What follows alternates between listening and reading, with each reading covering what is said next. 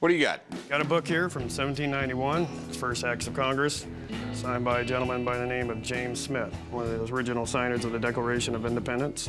Okay. So how did you get this? Property cleanup. I found it in the back of a 1956 Plymouth. It was just a repossessed house or something like that? Yep. I'm telling you, that's some of the best places you find stuff. I decided to come to the pawn shop today because I have a book from 1791, it's First Acts of Congress. I want to sell it because it needs to be rescued and given to someone that will take care of it. I'm not sure how much it's worth. I would like $2,500 for it, and hopefully we can make a deal. You know what the Acts of Congress was, right? Yeah. It was like the original laws of the United States. The very first. They had to set up everything. I mean, like, here we go. What the privates in the Army should wear. Rates of coins for receiving duties and fees. If wounded or disabled, what compensation. People assume that when the Revolutionary War ended in 1783, that George Washington was immediately elected president. It actually took another 6 years to ratify the Constitution and form a government. The first U.S. Congress finally met in 1789, and this book is a record of that event. I'm imagining the book is pretty rare. Yeah. Okay. This was a lot of work printing this book.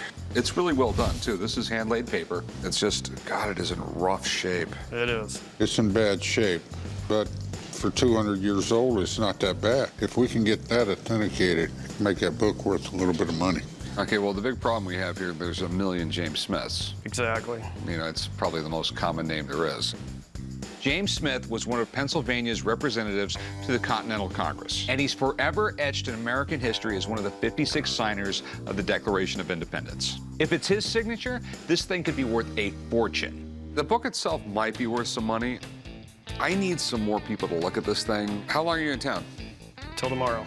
If I can get someone later today, I will. Otherwise, we're going to have to figure something out. That's all I can tell you. All right. All right, Well, thanks. thank you. This book is an unbelievable record of our early government. It's clearly authentic, but I have no idea how rare it is or what it's worth. Well, this is the book I called John. Okay, I'm Ann DeVere. I own Plaza Books. I've been collecting books most of my life, and I've always been very passionate about books. This was printed in 1793 in Philadelphia by Oswald. It was originally published in 3 volumes. This is volume 1 of 3 volumes. It's an exciting book because this was the very first Congress. It's when George Washington was president. Do you know how many copies of this thing was published? Not too many copies were published, probably 1 for each member of Congress. It is an important book. It's a book that probably should be in a museum somewhere.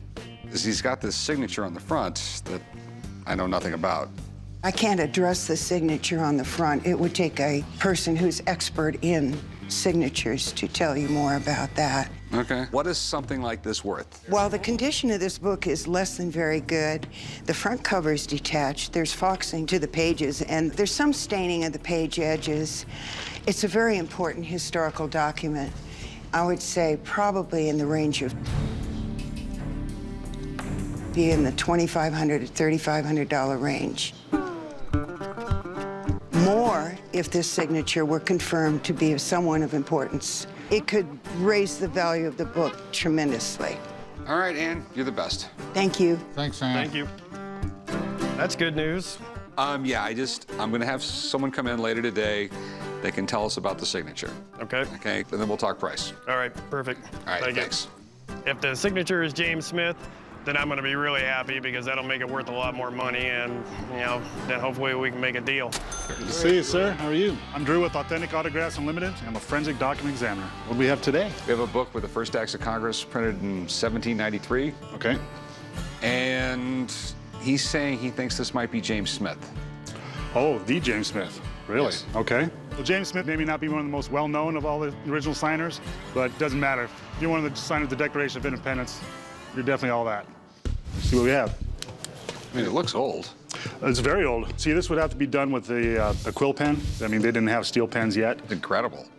So this is actually done by a bird's feather. And they, of course, dip it into the well. As you can see, that's how it's going from darker to lighter.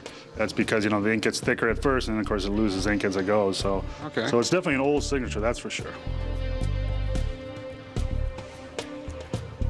It's written at high speed. You can see the highly detailed.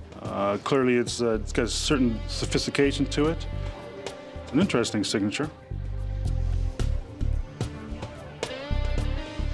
Well, unfortunately, this is not the James Smith signature. This is a different individual. Man. It's not what I wanted to hear. So whose signature is it? It looks like a James Stennett, and I don't recognize that name, unfortunately. This is probably the person who owned the book. In those days, they would sign books all the time, and then they would leave it, for their children, and that's probably what this situation is. Okay. Not a famous person. Thanks for coming in, Drew. Thank you, Rick. Appreciate it. I'm disappointed it wasn't signed by James Smith, but I'm absolutely stunned that the name isn't even Smith. Talk about a hard signature to read. That's why I bring in experts. You didn't strike out. I mean, we still have an expensive book here. Yeah. Okay. I'll tell you what, I'll give you $1,000 for it.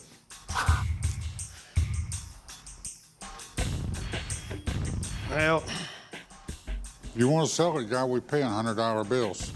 $100 bills. Yep. That's enticing.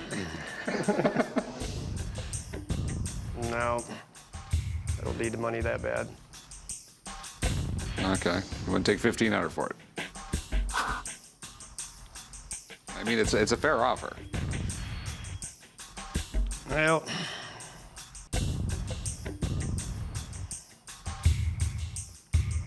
I think I'm gonna hang on to it.